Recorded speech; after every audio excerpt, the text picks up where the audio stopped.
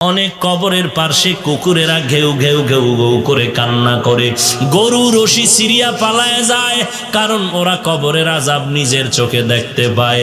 আল্লাহর নবী বলেন, আমি একদিন জান্নাতুল বাকির মধ্যে হাঁটতেছি আর দোয়া করতেছি, হঠাৎ করে গিয়া দেখি একটা কবরের মধ্যে আল্লাহ দেখায় দিলেন আযাব চলতেছে একটা যুবকের কবরে।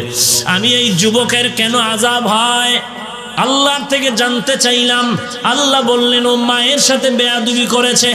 আমি নবী ঠিকানা নিয়ে আল্লাহর থেকে ওই যুবকের মা বেঁচে আছে কিনা সাহাবায়ে কেরাম দিয়ে খবর নিলাম। খবর নিয়ে দেখলাম তার মা এখনো বেঁচে আছে। আমি নবী ডাকিয়া পাঠাইলাম, ওই মহিলা খবর দিল আমি যাব না। আমি বললাম, বলে দাও তার সন্তানের কবরে আযাব হয় যেন মাফ করে দেয়।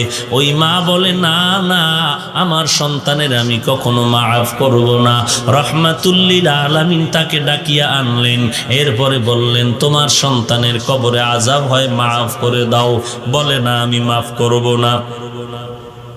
নবীজি বললেন, তো আগুনে জ্বলবে, তুমি কি মেনে নাও? বলে, হ্যাঁ, আমার কোনো আফসোস নাই। কারণটা কি?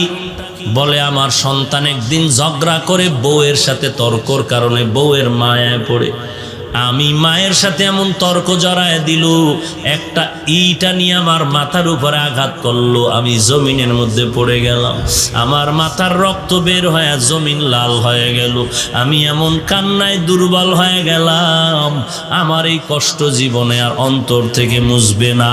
আমার সন্তানের কোনো ক্ষতি হোক এটাও আমার জানারও দরকার নাই। নবী তো রহমাতুল লিল আলামিন। আল্লাহর নবী বলেন সাহাবাদেরকে তাড়াতাড়ি কেরোসিন আর লাকড়িয়ানো আগুন জ্বালাইয়া উপরে উঠাইয়া সন্তানের জ্বালায় দিব। নবী যখন আগুন জ্বালায়, নবী তাকায় দেখে মহিলার চোখ থেকে পানিগুলো বের হয়ে গেল। ডাক দিয়ে কয়, ও নবী, আমার সন্তানের এই আগুনে জ্বালাইবেন না। আমার সন্তান হাজারো যদি অন্যায় করে, আমি নিজের চোখে তাকাইয়া সন্তানের কষ্ট সহ্য করতে পারবো না। এর নবীর উম্মতের দল, আল্লাহর নবী বলেন, আল কবরু রাউযাতুম মির রিয়াজিল জান্নাহ আও হুফরাতুম মিন হুফারিন নার। এর নবীর উম্মতের দল, আল্লাহর মুহাব্বত নিয়ে তওবা করে নাও। আল্লাহ তাআলা বলেন, কত বড় বড় বেঈমানকেও তো আমি আল্লাহ ক্ষমা করে মাফ করে দিয়েছি।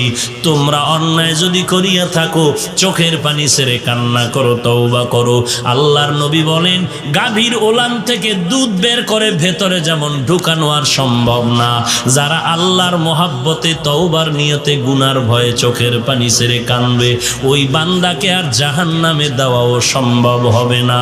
অতএব আল্লাহর কাছে তওবা করো। হে মালিক, এই ময়দানে কেউ আমাকে চিনে না, জানে না আমি কার সন্তান, কার ভাই। ও আল্লাহ, তুমি তো জানো। এই ময়দানের মধ্যে আমার মতো গুনাহগার মনে হয় আর কেউ নাই। গুনার কারণে দেখি আমার হাত না পাক, আমার জিহ্বা না পাক, আমার অন্তর না পাক।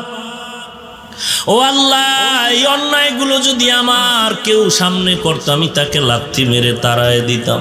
ও দয়ার মালিক, এত বড় বড় গুনাহ করার পরে তুমি একবারও রাগ করে পানি বন্ধ করো নাই, বাতাস বন্ধ করো নাই। ও আল্লাহ, তুমি সূর্যের আলো বন্ধ করো নাই।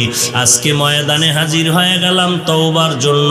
কতবার আজান শুনলাম, মসজিদে গিয়ে নামাজ আদায় করলাম না, ঘাড় তারামি করে চলে গেলাম। কত আলেম কত বুঝাইলো, তাদের সাথে আমি উল্টা পাল্টা ব্যবহার করলাম। ও আল্লাহ, আজকে তওবা করতেছি, জীবন চলে গেল, গুনাহের কাছেও যাব না, নামাজ ছাড়ব না, মা বাবাকে কষ্ট দিব না। এরে যুবক, আল্লাহর গোলাম, তোমার মতো যুবক আজকে তাকায় দেখো, অধিকাংশ ক্ষেত্রে যুবকের চতুর্দিকে লাশ আর লাশ, মরণের কবর। আবার তাকায় দেখো, তোমার মতো যুবক স্কুল কলেজে লেখাপড়া করে, নামাজের সময় এক ওয়াক্ত নামাজ বাদ দেয় না। তোমার মতো যুবক কোটি টাকার ব্যবসা করে, এক টাকাও হারাম খায় না। তোমার মতো যুবক ড্রাইভারি করে, কৃষি কাজ করে, শ্রমিকের কাজ করে, নামাজ বাদ দেয় না। তোমার মতো যুবক র্যাব, আর্মি, পুলিশ, বিডিআরের চাকরি করে, একটু নামাজ বাদ দেয় না। তুমি কেন পারবা না রে ভাই? আল্লাহর দরবারে তওবা করে নাও, একটু কষ্ট করে নামাজ চালু করো, দেখবা এক সপ্তাহ পরে নামাজ না পড়লে মনটা খারাপ লাগবে। অভ্যাস করে নাও, না পারলে বারবার আল্লাহ আল্লাহর কাছে তৌফিক চাও। আর কোনো ভালো আল্লাহওয়ালা যদি পাও, যাদের দোয়া কবুল হওয়ার মতো দিল সাক্ষী দেয়, এমন আল্লাহওয়ালার থেকে একটু দোয়া নিওয়ার বলিও, হুজুর আমার জন্য দোয়া করবেন, আমি যেন 5 ওয়াক্ত নামাজ পড়তে পারি ঠিক মতো। মনটা চায় পড়তে, কিন্তু মাঝে মাঝে যাই, মাঝে মাঝে যাইতে পারি না। এরে আল্লাহর বান্দা, সব লাইনে তোমার মতো নামাজি বান্দা থাকলে তুমি কেন পারবা না? আল্লাহর কাছে তৌফিক চাও, তওবা করো, আল্লাহ আর গুনাহের কাছেও যাব না, আর নামাজ ছাড়ব না, দেশ ও জাতির বিরুদ্ধে কোনো ষড়যন্ত্র করব না, আলেম ওলামাদের সাথে বেয়াদবিমূলক কোনো আচরণ করব না, বিরোধিতা করব না, গীবত শিকায়াত করব না। আল্লাহর কুদরতি ক্ষমতার মাঝে কাউকে অংশীদার বানানো শিরিক। সন্তান দেওয়ার কুদরতের ক্ষমতা কার? লিল্লাহি মুলকুস সামাওয়াতি ওয়াল আরদ ইয়াখলুকু মা ইয়াশা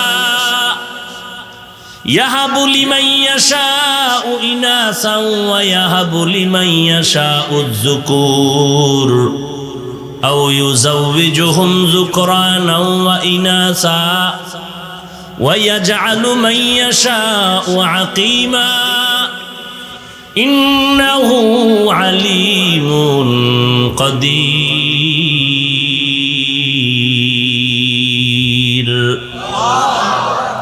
আল্লাহ বলেন, আসমান জমিনের ক্ষমতা আমি আল্লাহর হাতের, কুদরতি হাতের মুঠায়। আমি আল্লাহ কাউকে ছেলে দেই, কাউকে মেয়ে দেই, কাউকে দোনোটা দেই, কাউকে কোনোটাই দেই না। ক্ষমতা কার? আরো জোরে বলেন। না কোনো পীর সাহেবের, কোনো মাজারওয়ালার। সন্তান যদি আল্লাহ ছাড়া আর কেউ দিতে পারত, এক এক ঘরে কি পরিমাণ সন্তান থাকতো ফিডাফিডি করার লাগিয়া। সব বাপ মায় চিন্তা করত, পিডাইয়া সাইজ করমু, সন্তান লাইন মতো লাগাও। কিন্তু কত দরবারের, কত ঘাটের, কচ্ছপের গা ঘেঁষা পানি পান করলো, সন্তান হবে বাবায় কইছে। কত তাবিজ, কত ঘাটের পানি পান করলো, জোয়ারের ভাটার পানি নিয়ে তাবিজ বানায়ের পরে ব্যবহার করলো। শাহজালালের দরবারে কত দৌড়াইলো, শাহপরানের দরবারে দৌড়াইলো, শাহ আমানাতের দরবারে দৌড়াইলো।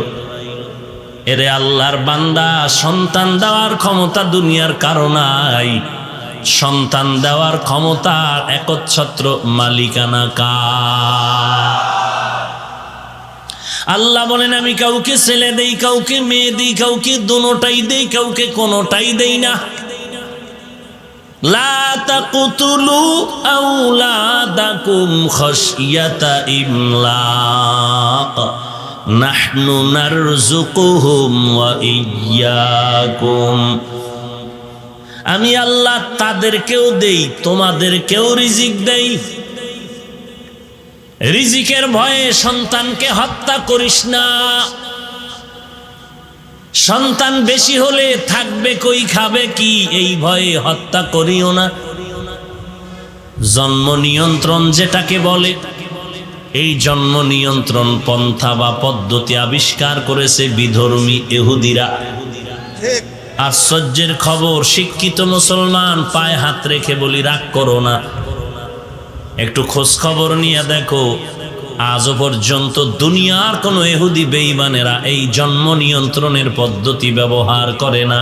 সব নিজেরা আবিষ্কার করে সারা দুনিয়ার মুসলমান দেশের মধ্যে ফ্রি টাকায় বিক্রি করে, পদ্ধতিগুলো সাপ্লাই করে। কারণটা কি? কারণ হলো ওরা চায় মুসলমানের সন্তান কমে যাক, নিজেরা বাহাদুরি করতে পারবে। মুসলমানের স্লোগান শিখে দিল, ছেলে হোক মেয়ে হোক দুটোর বেশি নয়, একটা হলে ভালো হয়, না হইলে আরো ভালো। কিন্তু ইহুদি বেঈমানের ঘরে খবর নাও, প্রত্যেকের ঘরে সন্তান 4, 5, 7টা, 8টা, 10, 12, 17, 70টা পর্যন্ত পত্রিকা আসছে।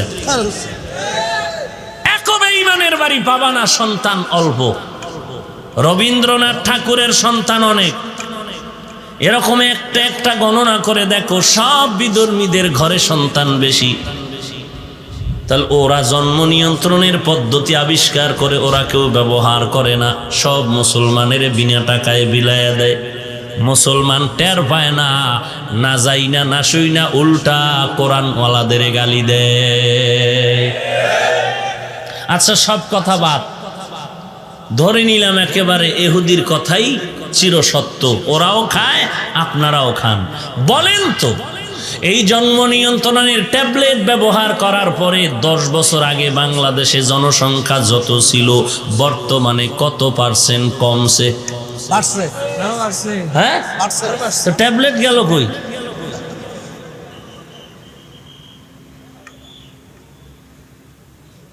রাগ করতেছেন? বাস্তব কথা বলতেছে। আপনাদের জন্ম নিয়ন্ত্রণের ট্যাবলেট কই? এত সন্তান বাড়লো, সেই 10 বছরের তুলনায় অর্ধেক বেড়ে গেল। কোথায়? 8 কোটি আর 7 কোটি আর 10 কোটি, এখন 16 কোটি। হ্যাঁ ভাইরা আমার, তো লোক কমলো না বাড়লো? কথা বলেন না কেন?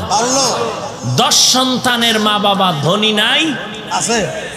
2 সন্তানের মা বাপ গরিব নাই? আছে। সন্তান বেশি কম সংখ্যা দিয়ে রিজিকের বন্টন হয় না। এগুলো সব কিছুর কুদরতি ক্ষমতা আল্লাহর হাতে।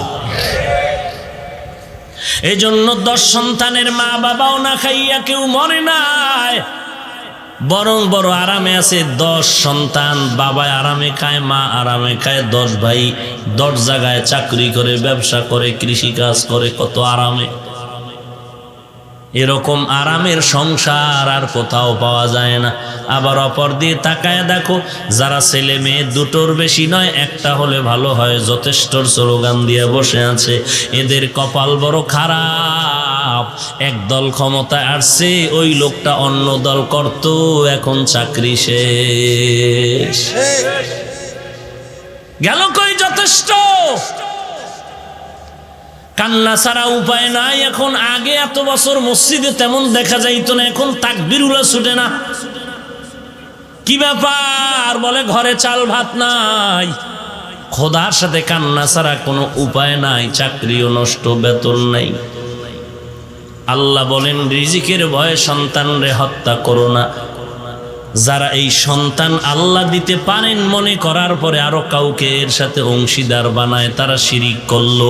আল্লাহ বলেন সব গুনাহ মাফ হবে, শিরিকের গুনাহ কখনো মাফ হবে না। 2 নাম্বার শিরিক হলো শিরিক ফিল ইলম।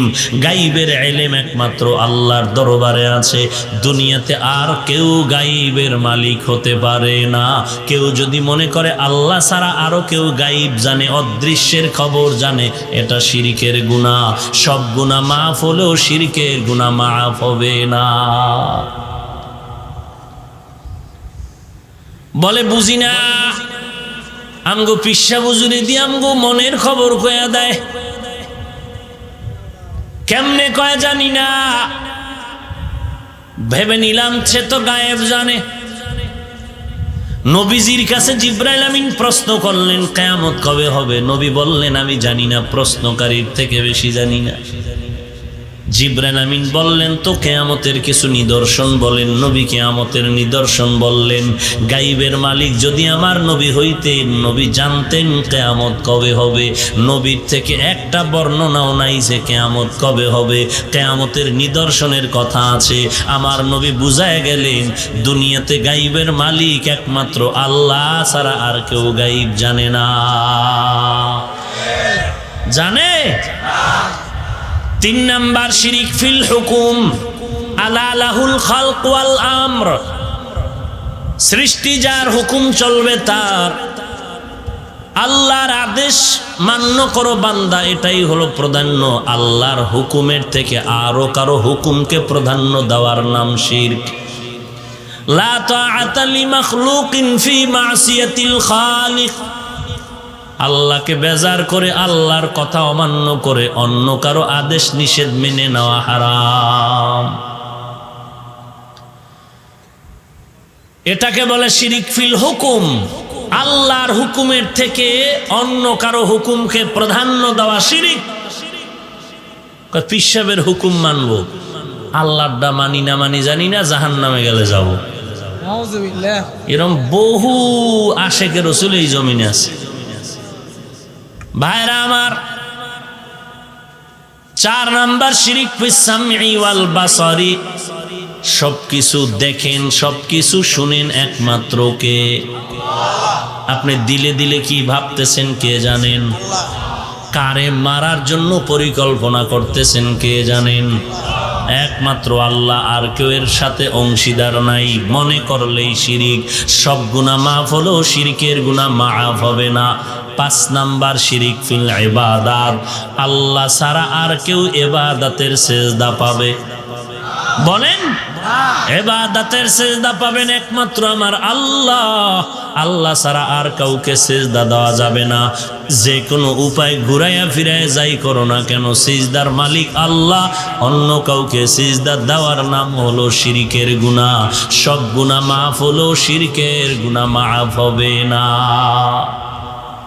যারা আমরা গুনাহ করেই ফেললাম, আমাদের উপায় কি?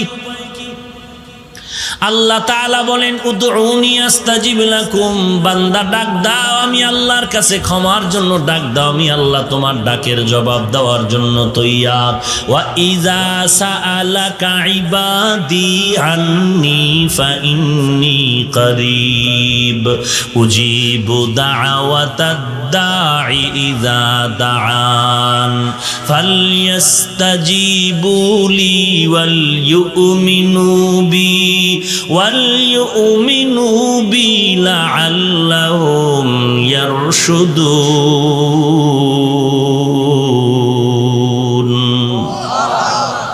এরে বান্দা, তুই কি প্রশ্ন করবি? তোর কি সওয়াল আছে? চা। এরে বান্দা, আমি আল্লাহ তোর কাছে আছি, কি দরকার বল। দুনিয়াওয়ালারা চাইলে বেজার হয়, আমি আল্লাহ না চাইলে বেজার হই। কারণ দুনিয়ার সবাই স্বার্থপর, অভাবী। আমি আল্লাহর কোনো অভাব নাই, কোনো স্বার্থ নাই। আমি আল্লাহর কাছে চাও, আলা মিন মুস্তাগফিরিন ফাগফির আলা। কে গুনাহ করেছো ক্ষমা চাও, আমি আল্লাহ ক্ষমা করে দিব। কারণ আমি আল্লাহ চাই না কেউ জাহান্নামে যাবে। কারণ বান্দা, তুই এতটাই যে দুর্বল, ওই যে জমিন থেকে 9,30,00,000 মাইল উপরের সূর্যের গরম সহ্য করতে পারো না। এই সূর্যটা হাসরের ময়দানে যদি মাথার উপরে চলে আসে, সহ্য করতে পারবি না। আমি আল্লাহর কাছে তওবা কর, দরজাটা খুলে রাখছি। কুল ইয়া ইবাদিয়াল্লাযীনা আসরাফু আলা আনফুসিহিম লা তাকনাতু মির রাহমাতিল্লাহ। আমার রহমতের বিস্তারিত জায়গা, বিশাল চাদর বিছায় দিলাম। কত বড় বড় বড় বড় বেঈমানকেও আমি আল্লাহ মাফ করেছি। ওরে বান্দা, তোরা তো আখিরি নবীর উম্মত। ওই নবীর মোহাব্বতে আমি আল্লাহর কাছে ক্ষমা চাইলে আমি ক্ষমা করে দিব। ও আল্লাহ, আমার মতো গুনাহগার কেউ নাই, নিজেকে ছোট মনে করো। এরে আল্লাহর বান্দা, দুনিয়ার ভিক্ষুকেরা মানুষের দ্বারে দ্বারে ঘুরে আর ভিক্ষা করে। অনেক ভিক্ষুক চালাকি করে বলে মা থাকলেও বলে আমার মা নাই, বাবা থাকলেও বলে বাবা নাই, বাড়ি থাকলেও বলে বাড়ি নাই। একজনে ধরিয়াই কয়, তোর মা বাবা আছে, আমি জানি তুই নাই নাই কেন বললি? ভিক্ষুক বলে, ভাই কথাটা ফ্লাশ করো না, কারণ আমি জানি মালিকের দরওয়াজায় দাঁড়াইয়া নাই নাই নাই যত বেশি বলা যাবে, মালিকের দিলটা নরম হবে। আল্লাহ বলেন, ও দুনিয়ার মানুষ, আজকে তোরে বাড়ির মালিক, গাড়ির মালিক, সন্তানের মালিক বানায় দিলাম। আসলে এগুলো কিচ্ছু তোরে স্থায়ী না। আমি মাওলার দরবারে যদি বিনয়ের সাথে বলো, আল্লাহ আমার বাড়ি, আমার ঘর, আমার টাকা, আমার ছেলে, আমার মেয়ে, আমার গাড়ি, আমার সব আসলে আমার কিছুই না। আমার টাকা নাই, বাড়ি নাই, ঘর নাই, এমনকি আমার মরণের পরে কবরের জায়গাটাও আমার না।